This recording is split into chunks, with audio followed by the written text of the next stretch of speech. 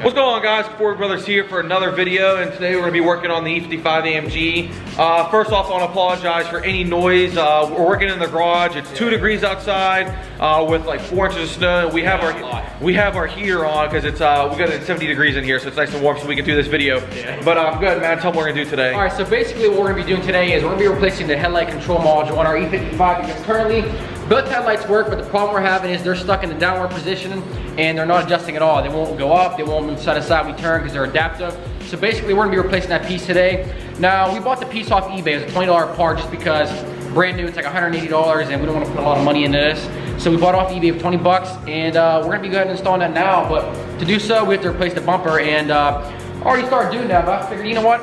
Just make a video on it, tell them how to do it. So we're gonna go and show you guys. Alright guys, I wasn't joking. We got a lot of snow the last couple days and it's 2 degrees, so 70 in here though. It's 70 degrees in the garage, that's why you hear all the heater noises and everything, but yeah, let's get to the video. Alright guys, so first off I want to show you the drip tray that I took off. So here it is, a little messy, but our car had a bad oil leak, so anyways. There's a few bolts located on this that you have to remove. One of them is going to be, actually 2 of them. One here and one here, but our car is missing one on this side. Probably because this thing was wrecked 3 times, so. And then, just like that side, there's 2 more on this side you have to take off. Very easy to do. There's gonna be one located right here. Actually, that might not have been a bolt. But I think there was one right here. But you guys will see them, it's very easy to do. Just look for the screws, and you gotta take off the 2 back here, one there, one there. That's gonna connect to the other half of the drip tray. But that's very simple to do, you'll figure that out. So I'm gonna go ahead and show you underneath. All right, so the next thing we're gonna do here, there's a bolt located right here. There's gonna be one on both sides. You have to remove those. And there's one clip located right here in this little hole. We're gonna take those clips off and then we can move on to the next step. All right, so if you come take a look over here, there's gonna be 2 bolts on each side that need removed. One here, and there's one down here. Make sure you remove the right one because the one in the back is for the headlight. And then come on this side over here, and just like that side, same thing, one here and one here. All right, so as you can see here, I made a long extension because I didn't feel like taking the wheel off to do this. So I'm just gonna feed that in there. Line it up. It'll work.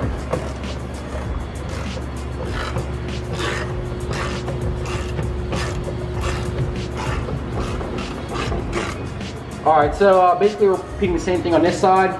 Take the bolt off, easy to do. The other side, I didn't show you guys taking the clip off, so this side I might, depending on how nice I can get this off. You're supposed to use a little pry tool to pry the little clip off. You know what? I just realized.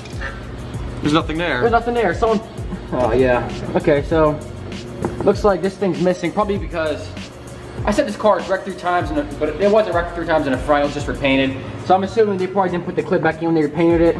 It was wrecked 3 times though, like on the back side, something. So but that's not the point. The point of this is I'm showing you guys how to take the bumper off. So let's go ahead and continue. Okay, so now it's time to start taking these ones off. Do these nice and quick. Finish off by hand. Next one's down here. Next one's down there. I'm gonna jump right to that. So right there. Okay, so I'm gonna put that on the floor over here so I don't want to lose it. And then, okay, this isn't even the right socket. So let me get another socket. You failing, man. Yeah, you know what? I'm doing more work than you, that's for sure. I'm the cameraman. Now it's time for this. All right, now that's loose. I'm just gonna go like this just to do it quickly. All right, so those 2 are out. So now it's time for the other side. Right here. I'm gonna start taking this side off, just like the other side. Just repeat these steps for the same side.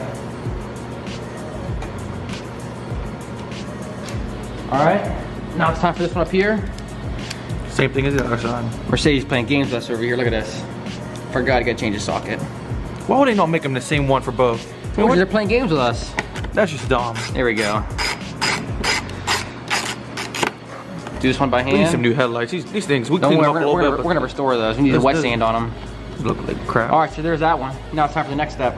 All right, so before we go on to the next step, show what's going on down here, Nick. So one of the things we're taking off the bumper for, we got a new fog light for right here. As you can see, that's broken out, and the bulb is bad too. So we the bulb actually just burned out. Yeah, it was working the whole time. Probably because we drove it in the rain. All of a sudden it went out. But anyway, got a new bulb here. We're gonna repaint all the grills because these look like crap, and they're kind of bent. They're kind of bent, so we're gonna straighten these out a little bit. You can kind of tell. We're gonna fix those, but yeah, on both sides we're gonna try to redo those. But one thing we did do is we wanted to keep this car kind of original looking. So instead of buying a new fog light, we bought another one that was equally as worn out as the other side. So yeah, it's probably from. It looks like it's from our car. Their glass. It's so bad. Maybe not 400,000 miles worth of damage, but I would say at least 150. Yeah, so it'll look pretty similar. All right, so the next step here, we have to fold back the fender liner here. Show them, Nick. Show them the fender liner. But one of the things that involves is obviously pulling it back, so it's probably gonna rub up against the part of the bumper here. And we're super anal about our cars, even this one that's got 400,000 miles. So what I'm gonna do is I'm gonna put a little bit of tape, a little bit of masking tape right here along the edge, just in case, because I don't want to prevent it. I want to prevent scratches. So I'm gonna go ahead and tape that up right now.